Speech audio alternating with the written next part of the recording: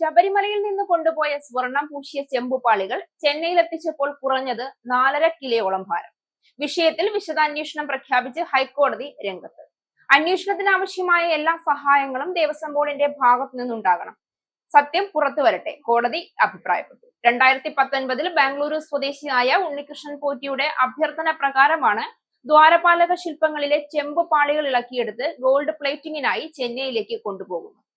ഇത് ഇളക്കിയെടുക്കുന്ന സമയത്ത് ശബരിമലയിലെ മറ്റു ഉദ്യോഗസ്ഥരെല്ലാം ഉണ്ടായിരുന്നെങ്കിലും വിജിലൻസ് ഓഫീസർ ഉണ്ടായിരുന്നില്ല. ഇത് ഇളക്കിയെടുത്തപ്പോൾ 12 കഷ്ണങ്ങളായി 25.4 കിലോഗ്രാം ആയിരുന്നു ഭാരം. പീഠത്തിന്റെ ഭാരം 17.4 കിലോഗ്രാമും ഉൾപ്പെടെ ആകെ 42.8 കിലോഗ്രാം. ഇത് കൊണ്ടുപോയി 1 മാസത്തിനു ശേഷം ഗോൾഡ് പ്ലേറ്റിംഗ് നടത്തുന്ന ചെന്നൈയിലെ സ്ഥാപനത്തിൽ എത്തിച്ച് തൂക്കി നോക്കിയപ്പോൾ ഭാരം 38.258 കിലോഗ്രാം. 4.14 കിലോഗ്രാം കുറവ്. അവിടെ നിന്ന് ഗോൾഡ് പ്ലേറ്റിംഗ് നടത്തിയ ശേഷമുള്ള തൂക്കം 38.653 കിലോഗ്രാം.